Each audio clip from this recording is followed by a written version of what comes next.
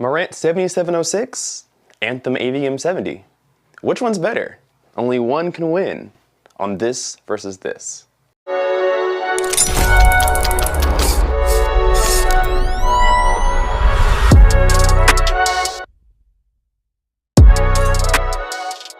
Welcome to episode number 4 of This versus This, and today we are going to talk about Marantz versus Anthem. Now, if you're a super fan of Kpaceguy, you know that I just came from a Marantz 7705 preprocessor, and now I currently own in my system an Anthem AVM 70 preprocessor.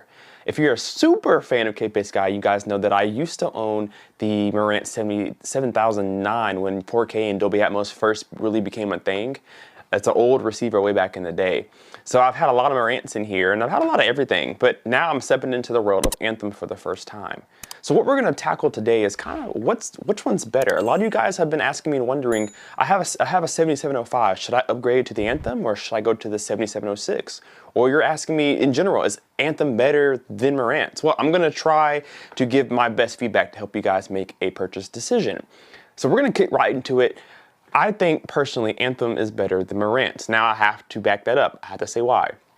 First and foremost, Anthem, big name in the audio industry. Marantz, arguably just as big in the audio industry.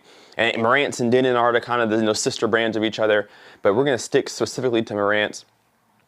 I really think Anthem has the edge on Marantz for a couple of reasons.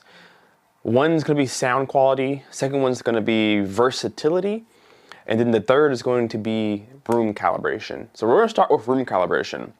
Odyssey, in my personal opinion, compared to the big box brands like Denon, so you got Denon, Marantz, Yamaha, Pioneer, Onkyo, and am I missing any? Sony, those names like that, they all have their own calibration. And I think Odyssey, specifically Odyssey Multi-EQ XT32 that they put in their upper receivers and processors, I think that's better than every calibration out there. I don't know, I don't think it's far better than a lot of them, but it is better in my personal opinion. It gets better results and sounds better than just about every other calibration system from other manufacturers, except Anthem. Anthem allows you to go in and really fine-tune in a way that even the Odyssey app won't let you do. And it makes it simple and easy to do for even the beginners. Again, this is my first time ever owning an Anthem anything. And so calibration for me using on the website was the first time. I've never done it before. But this was one of the easiest things to learn. Just kind of playing around and fiddling with it, you kind of, oh, okay, I get that. Oh, that's what that does. And you kind of understand. Now, you have to have a little bit of background knowledge to know what things mean, but with a little bit of that, it's not hard to use whatsoever. I found when I used the Marantz app, the Odyssey app, it was, I don't really know what it was doing. I don't know what it was telling me it was doing. I don't know what I was doing necessarily. And it's unrealistic. The target curve that Odyssey tries to give you is unrealistic in a room, in my personal opinion. Anthem does a lot better at taking your speakers plus your room and giving you the best sound that it can. Now, this generation, the new Art Genesis has a little bit of bugs and some things that's going on that I kind of question, but I think with a couple updates, this thing will be fantastic. So Odyssey is a great calibration system, and it's my favorite of the main big box brands, but Anthem is just a step up in a different class. It's just a totally different class. So for calibration reasons, Anthem just has the ability to sound better than everybody else. Now let's dive into sound quality now, because the room EQ that they both use has a play in the sound, of course. The better your room equalization, the better your calibration microphone is, the better sound you're gonna get out of your processor or your AV receiver. I think the sound quality is a lot closer than you may think, but I still favor Anthem. Anthem seems to be, from my experience for the last couple of weeks, seems to be a little bit better at home theater than Marantz is. People say Marantz is more of a music kind of a company. They favor the music and Denon's more for the movies because of the color or sound, how warm they are versus neutral. Anthem seems to be a lot more lively than Marantz is. And when I mean by lively, I mean everything just seems to be active and not necessarily loud, but energized is the word that I'll use. Watching movies in here, even at low volumes, seems more exciting than it does on the Marantz. I know there's dynamic EQ and stuff on Marantz to help you get that sparkle and pop when you're listening to movies and music at low volumes, but it doesn't. Anthem does something to it. I don't know what it is. Anthem does something to the sound at low volumes where it still sounds very even, cohesive, and engaging compared to the Marantz. It's not, again, it's not a big jump, but the Anthem does kind of put its best foot forward compared to the Marantz. Sound quality wise, though, they're not that far apart. I think because the Anthem is really good room correction, it has the edge in sound quality just automatically by default. But I think Anthem, to me, at least with my room and my speakers, it's a closer side to neutral than the Marantz is. Marantz has a little bit of warmth to it, but not a lot, in my personal opinion. Marantz doesn't have a lot of emphasis on bass. There's not a lot of bass with the Marantz, I found, on both the processors that I used and the receiver. There's not a lot of bass. At least with your front speakers. Subwoofers are subwoofers, you're going to get your bass. But I don't think Marantz really emphasizes bass the way that Anthem does, and that could be why I think it sounds more energetic, because bass. when you add bass to things, it just sounds louder. But to be more technical about it, it just adds, Anthem seems to, really take time and specialize in the area of the bass, because that's the hardest thing to manage is bass. To get good, clean bass, accurate bass, and to keep it confined within the room. You don't want it to be spilling out. I got neighbors everywhere, so I like to keep my music and movies in the space. And Anthem does a really good job at giving me bass that I can feel and bass that I can hear without being too loud outside the listening area. I still feel satisfied with the volume level without, really pissing everybody off. So that's really nice to see. Marantz does the same thing, but their bass EQ within the calibration system is not as good as Anthem's, and that's, of course, because Anthem specialize on making sure that you can really EQ those subwoofers, especially if you have a subwoofer that you can't really play with. I have the SVS PB4000, so they have their own app where I can go in and play with things. But Anthem also has their own section for subwoofers where you can play with things too. Marantz doesn't necessarily have that. You kind of have to rely on what they tell you to do for your subs. And then you can kind of change it in the Odyssey app. But Anthem really allows you to take hold of your subwoofers and take hold of your bass management and make it exactly like you want to. I will say this, when I did run the Anthem Genesis room correction, for the first couple times, I hated the way that my sub sounded. It sounded absolutely terrible. It killed the low end, like sub frequencies, like 20 hertz, 25 hertz was gone. And it sounded very muddy and just terrible. I made a video on that if you want to see that. It was just terrible. But because Anthem room correction is so good, I was able to go behind it, underneath it, and fix everything that it messed up. And the sound was 40 times better. And I was absolutely impressed with what it did to what I could do with the subs after I went back in and fixed it. Marantz doesn't have that for me. Marantz, although right out of the gate, the first time you calibrate it, I think it sounded better. The first time Marantz calibrated my system, it sounded great. The first time Anthem calibrated my system, it did not sound good at all. But I was able to do a lot more with Anthem to make it sound fantastic, way more than I could do with Marantz.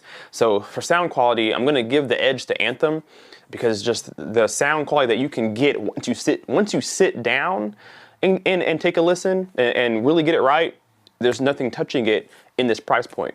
So one of the reasons that I mentioned that Anthem kind of edges is Marantz is, I said versatility. And what I meant by that is, if you're an audio guru, you've heard people say that Marantz leans more towards music than movies with the DACs that it has in there and the little emphasis on, big bass sounding systems and stuff like that. Anthem is a bit more on both sides. It can do both equally as well. Marantz is a little more music than it is movie, in my personal opinion, but Anthem is in the middle. With Marantz, like I said, the bass, they don't really emphasize bass. They emphasize neutrality, being a really flat response, and stuff like that. Anthem does not. They don't pull back your subs at all. They unleash your bass, is what they do. They make it clean, they make it refined, and they emphasize, hey, turn on your subs, turn it up, and they're gonna sound great. That's what Anthem's going for. And that's the edge that it has in home theater. Even at low volumes, it's thunderous. Marantz, for me, I had to turn it up quite a bit to feel that thunder and that excitement when it comes to movies. Also, Anthem, whatever it does to the Atmos section is amazing. With Marantz, I struggled so hard to get believable Atmos effects in here. I have prime elevations in the front. I have Canton AR800s in the back. Soon those will all be SVS. But I had to crank the sound level to max on the Atmos, and I still really didn't hear it. With this AVM 70 preprocessor from Anthem, all my levels are set to the same dB level just about, and it all sounds really good together. I don't have a problem hearing my Atmos versus the rest of the system. I don't have a problem hearing my overhead speakers versus my surround speakers. That was my issue with Marantz. My Atmos speakers were too quiet, so my surround back speakers, I couldn't tell if it was surround back or if it was Atmos. I could not tell. But with AVM, the separation of speakers is incredible. I can tell exactly where that sound's supposed to be coming from with the AVM 70 versus the Marantz. I'm kind of, oh, okay, I guess that's from overhead. I guess that's from behind. I was never so sure. So when I was watching movies, I spent more time wondering, that doesn't sound right. That should probably be a little bit louder versus, oh my gosh, this movie's great. So it took me away from the movie because I'm listening so hard to the speakers themselves. With AVM 70, I don't have to listen to my speakers. I don't want to listen to the speakers. I want to listen to the movie, if that makes any sense. I want my speakers to disappear in the room, and I'm just sitting live in action in this movie. And AVM 70 has done that for me in the small time that I've had it. The price point is so close to each other that I would go with the AVM 70 because you get a better calibration system, you get better separation of speakers, better object-based sound, so your Dolby Atmos and DTS-X, and you get the fine tweaking you get inside the AVM for free. For free. Their ARC room correction, their Genesis is free. If you want to really fine tune with the Odyssey, you have to buy the app, a $19.99 app. You must purchase it to unlock the full potential of Odyssey versus ARC giving it to you. And their microphone that they use is superior. It does better at all frequency ranges. It does more accurate measurements of your room. And by default, it does 5 positions so that your entire listening position is mwah. Marantz, you can do 1 and be done. Now you can do up to 8 on the Marantz, but you can do up to 10 on the AVM. So everything just seems to be just a little bit better. So when you add all these things up, you just get a better processor or a better receiver at the end of the day. So on this versus this, if you haven't already tell already which one's the winner, Anthem is the winner. And I already knew who won this before, but just in case you guys weren't sure of which one to go to, or just in case you have an older Marantz and you're looking to upgrade for 2021, I think we should look at Anthem. Even their receivers, they're very nice. They carry over a lot of qualities that their processors do. And then again, my AVM 70 is 15.2 channels, so I can put 4 more channels in here than I could on Marantz.